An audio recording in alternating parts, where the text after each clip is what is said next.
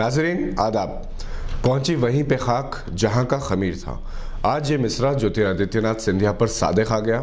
आज इन्होंने कांग्रेस से इस्तीफा देकर ये साबित किया कि इनकी रगों में दौड़ने वाले लहू में बीजेपी और संघ परिवार से मोहब्बत बाकी है। इन पार्टियों से इनकी दादी विजय राजे सिंधिया, फूफी वसुंधरा राजे सिंधिया और खाला यशोदा राजे सिंधिया से वाबस्ता रही हैं। खुद इनके वालिद माधवराव सिंधिया अगरचे के कांग्रेस से वाबस्ता थे और राजीव गांधी के काबिल एतमाद दोस्त समझे जाते थे, मगर कांग्रेस से वाबस्ता होने से पहले इनका ताल्लुक जनसंघ से था। अपने बाप की हेलीकॉप्टर हादसे में मौत के बाद ज्योतिरादित्य सिंधिया कांग्रेस में रहे। 3 मरतबा गुना से लोकसभा के रुकन रहे, मगर 2019 में इन्हें शिकस्त हो गई।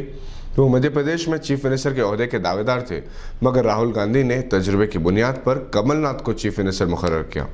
पहले ही दिन से सिंधिया और कमलनाथ में इख्तलाफात, ग्रोहबंदियां वाज़ेह तौर पर नजर आने लगी थी और फिर इसमें इस कदर शिद्दत पैदा हुई कि हाल ही में आदित्य ने साबिक चीफ मिनिस्टर और मौजूदा अपोजिशन लीडर शिवराज चौहान से मुलाकात की।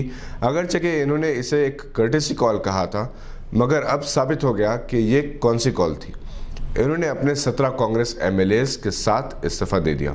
शिवराज चौहान मध्य प्रदेश में चीफ मिनिस्टर का ओहदा संभालने के लिए तैयारी कर रहे हैं और मध्य प्रदेश के कैपिटल भोपाल में बीजेपी कोरोना वायरस के खौफ के बावजूद इख्तिदार की आस में होली खेल रही है।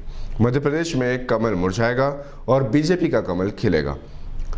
ऐसे वक्त जबकि बीजेपी और इसके कायदीन के लिए आजमाइशी हालात पैदा हुए हैं, सिंधिया ने एक तरह से पार्टी को नई ताकत दी है। अगर मध्य प्रदेश में बीजेपी अपनी साजिश और कोशिश में कामयाब हो जाती है तो अंदेशा है कि राजस्थान में भी ऐसा ही खेल खेला जाएगा, जहां अशोक गहलोत और सचिन पायलट के दरमियान ऐसी ही रस्साकशी जारी है। सचिन पायलट के वालिद राजेश पायलट भी, जो राजीव गांधी के करीबी साथी थे, इसी तरह एक सड़क हादसे में हलाक हो गए थे और इनकी जगह इनके बेटे ने ली थी। कहा जाता है कि सोनिया गांधी ने राजीव गांधी के बाद इनके करीबी हल्के को नज़रअंदाज किया था। ये भी हो सकता है कि नई नस्ल अपने साथ होने वाले नाइंसाफियों का इंतखाब ले रही हो। कांग्रेस में इब्तदाई से बगावत होती रही, कभी जगजीवन राम तो कभी शरद पवार, कभी वीपी सिंह तो कभी ममता बनर्जी कांग्रेस से अलहदा होकर अपनी अलग ताकत बनाने में कामयाब साबित हुए।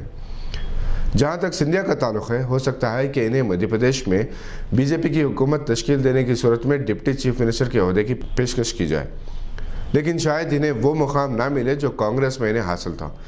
इन्हें आला ओहदा देने की सूरत में बीजेपी के कदीम वफादार नाराज़ हो सकते हैं। आगे क्या होगा ये वक्त ही बताएगा। आज की तारीख में कांग्रेस को एक ज़बरदस्त धक्का लगा है और एक रियासत अगर इनके हाथ से निकल जाती है तो इस नुकसान की तलाफ़ी आसान नहीं होगी। सियासत में कोई मुस्तकिल दोस्त, परमानेंट वफादार या रिवायती दुश्मन नहीं होता। सियासतदान पार्टी के नहीं, कुर्सी के वफादार होते हैं। देखना है कि आने वाले दिनों में सियासी वोट कौन सी करवट लेता है। ये थी आज की एक अहम खबर पर नज़र। देखते रहिए गवाह।